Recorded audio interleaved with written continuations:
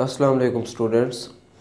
आज का जो हमारा topic general properties of acids 10.1.4 बहुत अहम, तो आपने इसे समझने हैं। हम इसके थोड़ा मैकेनिज़्म भी करेंगे। आपने इसे रट्टा नहीं लगाना। फर्स्ट ईयर सेकंड ईयर तक ये आपके टॉपिक चलेंगे, फिर आपके वहाँ पे काम आएंगे। तो वैसे तो काफ़ी सारे एसिड्स हैं, मगर आपके बुक में जो चंद एसिड डिस्कस किए हुए हैं हम वही पढ़ेंगे। सबसे पहले हाइड्रोक्लोरिक एसिड है, फिर सल्फ्यूरिक एसिड, फिर नाइट्रिक एसिड है, फिर फॉस्फोरिक। उसके बाद उसके हमने स्ट्रक्चर्स भी बनाई हुई हैं, तो ये हम स्ट्रक्चर आगे मज़ीद जो है एक्सप्लेन करेंगे। तो सबसे पहले जो एसिड की प्रॉपर्टी दी हुई है वो है रिएक्शन विद मेटल्स, कि एसिड जो है वो मेटल्स के साथ रिएक्शन कैसे करते हैं। देखें, जब भी किसी एसिड का किसी मेटल के साथ रिएक्शन किया जाता है तो ये हाइड्रोजन गैस को लाइब्रेट करते हैं, मतलब वहाँ से हाइड्रोजन गैस जो है वो निकल जाती है। तो सबसे पहले हम कुछ मेटल्स की बात कर लेते हैं ना, कि मेटल्स होती क्या हैं। जब भी मेटल का जिक्र है तो आपके जहन में फ़ौरन आ जाए कि जो मेटल्स हैं वो इलेक्ट्रॉन लूज़र है, मतलब वो जल्दी से इलेक्ट्रॉन दे देती हैं और कैटायंस बना देती हैं। तो जब भी हम अल्कली मेटल्स को देख लेते हैं, देखें अल्कली मेटल्स में हाइड्रोजन, फिर उसके बाद lithium, sodium, potassium group number 1 से बिलोंग करते हैं, तो वैलेंस शेल में एक ही इलेक्ट्रॉन होता है। उसके बाद कुछ हमारे पास सेकंड ग्रुप की मेटल्स हैं, वो भी जल्दी से इलेक्ट्रॉन लूज़ कर देती हैं। कुछ और मेटल्स जैसे जिंक, इनकी वैलेंसीज आपने याद रखनी है। जिंक जो है उसकी वैलेंसी होती है 2, आयरन की 2 भी होती है और आयरन की 3 भी होती है। उसके बाद कॉपर है, कॉपर की वैलेंसी 2 होती है। ये हैवी मेटल्स हैं, ये आपने याद रखनी है। तो सबसे पहले हम रिएक्शन विद मेटल्स पढ़ेंगे किसी एसिड का, तो हम ये वाला रिएक्शन कर लेते हैं H2 और SO4 प्लस कोई मेटल, जैसे हम जिंक ले लेते हैं Zn। तो रिएक्शन होगा तो एक तो बनता है जी ZnSO4 प्लस H2। ये रिएक्शन हुआ, मगर हुआ कैसे, इसे हम समझने की कोशिश करते हैं। तो ये H2SO4 की स्ट्रक्चर होती है, सल्फ़र 6 बॉन्ड बनाता है, तो ये इस तरह से। अब ये हमने रिएक्शन मिक्सचर में जिंक को डाल दिया, जहाँ पे रिएक्शन कर रहे हैं किसी बीकर में कर रहे हैं, तो उसमें जो रिएक्टर और प्रोडक्ट मजमूई तौर पर होते हैं उन्हें हम कहते हैं रिएक्शन मिक्सचर। अब यहाँ पर ऑक्सीजन ने हाइड्रोजन के साथ इलेक्ट्रॉन को शेयर किया हुआ था, ये अब बॉन्ड ब्रेक होगा। बॉन्ड ब्रेक क्यों होगा? क्योंकि आ रहा है आगे मेटल मैंने आपको बताया कि इलेक्ट्रॉन जल्दी से दे देते हैं। तो इससे आप ऐसा समझें कि आपकी क्लास में काफ़ी सारे बच्चे हैं, तो वो कहें आए हम पैसे शेयर करते हैं और कुछ खाते हैं, और एक बंदा कहे आपको आए मैं आपको सबको खिलाता हूँ, तो आप उसी के साथ जाएंगे ना जो सबको खिला रहा है।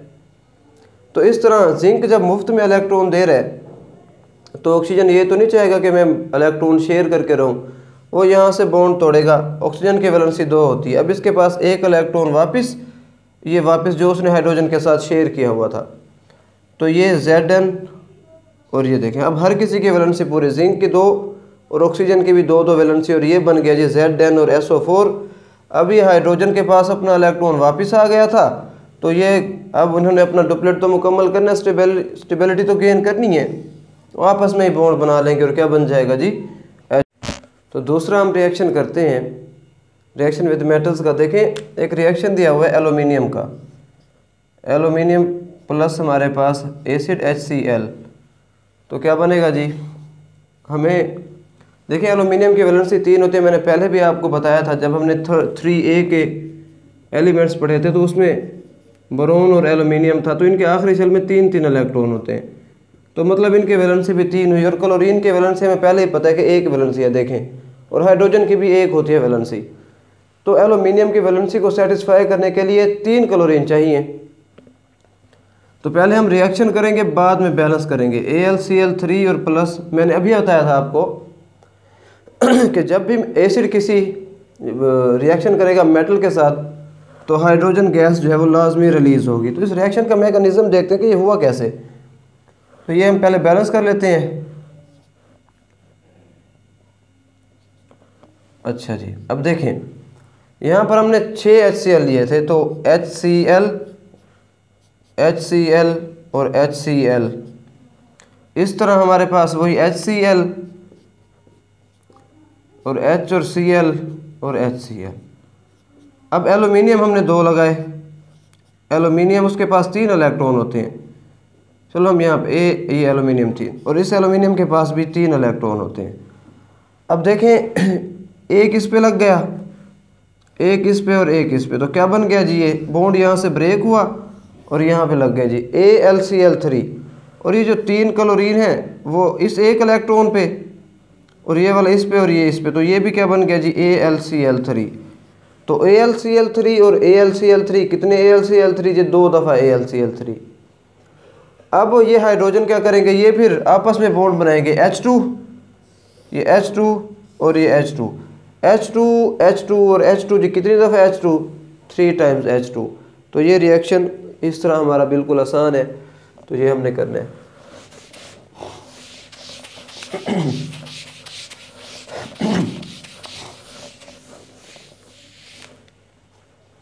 दूसरा रिएक्शन है reaction with carbonates. With carbonates, अब कार्बोनेट्स किसे कहते हैं, कार्बोनेट की बात कर लेते हैं पहले। किसी मेटल के एंड पर अगर CO3 लगाओ उसे कहते हैं कार्बोनेट। कोई भी मेटल है, मेटल, उसके एंड पे आप क्या लगा दें जी, CO3 लगा दें। इसका क्या मतलब हुआ, इसका ये मतलब हुआ, पहले हम मेटल्स को पढ़ लेते हैं। अल्कली मेटल्स की बात करते हैं हम, जैसे सोडियम, लिथियम है, सोडियम है, फिर पोटाशियम है। ग्रुप नंबर 1 से बिलोंग करते हैं, वैलेंस शेल में 1 इलेक्ट्रॉन, वैलेंसी भी 1। ग्रुप नंबर 2 की बात करते हैं, यहीं तक कर लेते हैं बात। तो वैलेंस शेल में 2 इलेक्ट्रॉन होते हैं सबके। तो अब हम CO3 की स्ट्रक्चर देखते हैं। CO3 में कार्बन वैसे 4 बॉन्ड बनाता है, तो उसने 2 उससे बनाए हुए और एक इस ऑक्सीजन से, तो मतलब इसकी टेट्रा वैलेंसी 4 वैलेंसी पूरी हैं। इस ऑक्सीजन की भी कम है और इसकी भी कम है। तो इसमें हम अगर लगाना चाहते हैं कोई अल्कली मेटल जिसके पास 1 इलेक्ट्रॉन है, देखें सोडियम और सोडियम, एक इसके साथ बॉन्ड और ये इसके साथ बॉन्ड, देखें अब सारे ऑक्सीजन की वैलेंसी, सबकी वैलेंसी पूरी सारे एलिमेंट्स की। तो Na2 और CO3, तो हम इसे लिखेंगे जी Na2 और CO3। इस तरह मैं किसी अल्कलाइन अर्थ मेटल के साथ इसका रिएक्शन करा देता हूँ, C डबल बॉन्ड O। अब देखें कैल्शियम की बात करें तो इसके पास तो 2 ही इलेक्ट्रॉन है, ऑक्सीजन, इस ऑक्सीजन को भी 1 चाहिए और इसको भी 1 चाहिए, तो एक इसके साथ और एक इसके साथ, क्या बन गया जी CaCO3। तो याद रखना है कि हर वो मेटल जो 2 इलेक्ट्रॉन देगी वो कार्बोनेट के साथ सिर्फ 1 दफ़ा लगी होगी, और जो इलेक्ट्रॉन 1-1 देंगे वो 1-1 दफ़ा लगाएंगे, तो 2 दफ़ा इलेक्ट्रॉन देंगे वो 1 ही दफ़ा लगेंगे। जैसे कैल्शियम 2 इलेक्ट्रॉन देते तो 1 ही दफ़ा लगा CaCO3 के साथ। अब इसका हम रिएक्शन देख लेते हैं, किसी एसिड के साथ देख लेते हैं, जैसे HCl प्लस CaCO3। याद रखना है कि जहाँ पर रिएक्टेंट में कार्बोनेट होगा, प्रोडक्ट में वाटर और कार्बन डाइऑक्साइड लाजमी बनेगा। तो एक तो CO2, ये H2, ये तो लाजमी बनेगा। अब देखें कैल्शियम 2 बॉन्ड बनाता है और क्लोरीन 1 बॉन्ड बनाता है, सीधी बात है क्लोरीन 2 लेने पड़ेंगे। तो Ca और Cl2 रिएक्शन को कर लेते हैं जी बैलेंस। तो ये रिएक्शन बैलेंस है। अब ये रिएक्शन हुआ कैसे, ये मैकेनिज्म हम देखते हैं। देखिए ऐसे हुआ कि CO3 की ये स्ट्रक्चर है जी, हम पहले भी पढ़ चुके, ये Ca। अब जब इसमें HCl डालते हैं, HCl 2 दफ़ा जो है हम ले रहे हैं, तो एक दफ़ा HCl और ये जी दूसरी दफ़ा HCl। अब ये वाला बॉन्ड ब्रेक होता है क्योंकि मेटल्स जो है वो बहुत जल्दी से इलेक्ट्रॉन दे देते हैं, रेडियली इलेक्ट्रॉन को लूज़ करते हैं। तो ये बॉन्ड ब्रेक होगा, ऑक्सीजन जो है बीइंग मोर इलेक्ट्रोनेगेटिव इलेक्ट्रॉन का पेयर ले जाएगा, तो इस पर चार्ज आएगा नेगेटिव ये वाला और इस पर चार्ज पॉजिटिव। ये वाला जब बॉन्ड ब्रेक होगा तो ये वाला ऑक्सीजन भी इलेक्ट्रॉन ले जाएगा, तो इस पर पॉजिटिव तो पहले ही था, अब 2 पॉजिटिव। तो क्या बन गया जी C डबल बॉन्ड हो, ये O नेगेटिव और ये O नेगेटिव, इस तरह से। अब देखें ये वाला जब बॉन्ड ब्रेक होता है तो होता क्या है कि क्लोरीन पर चार्ज आ जाता है नेगेटिव, और इस क्लोरीन पर भी चार्ज नेगेटिव और हाइड्रोजन पर चार्ज है पॉजिटिव। अब देखें Ca2 पॉजिटिव और Cl एक नेगेटिव और ये नेगेटिव। अब ये रिएक्शन करेगा इसके साथ तो ये रह जाएगा 1 पॉजिटिव और इसका चार्ज बिल्कुल ख़त्म हो जाएगा क्योंकि बॉन्ड न्यूट्रलाइज हो गया ना, पॉजिटिव नेगेटिव चार्ज। ये वाला जब इससे बॉन्ड बनेगा तो इसका नेगेटिव ख़त्म और इसका पॉजिटिव भी ख़त्म। तो ये तो बन गया जी CaCl2, तो हमने लिख दिया जी ये CaCl2। अब बात है कार्बन डाइऑक्साइड की, कार्बन डाइऑक्साइड कैसे बनेगा। अब CaCl2 बनाने के बाद हम देख लेते हैं कि क्या बचा पीछे।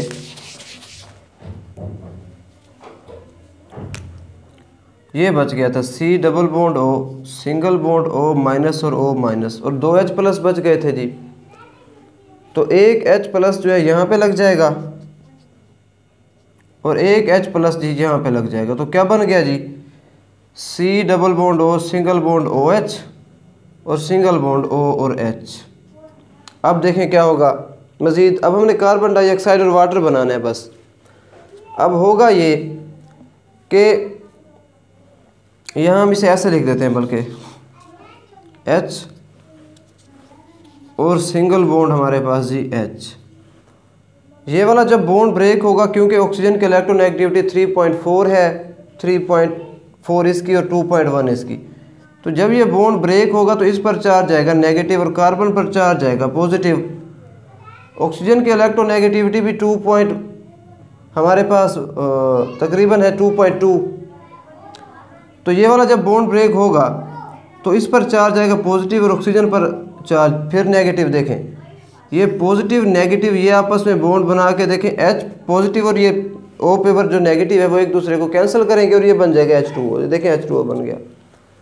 पीछे हमारे पास रह गया CO2, ये चार्ज है इस पर पॉजिटिव और नेगेटिव। पॉजिटिव चार्ज में बॉन्ड बनता है जी, हमेशा पॉजिटिव नेगेटिव चार्जेस में बॉन्ड बनता है। तो हम पॉजिटिव और नेगेटिव चार्जेस को मिटा के आपस में बॉन्ड बना देंगे तो ये क्या बन गया जी, CO2 बन गया। तो देखें ये हमारे पास इसका जी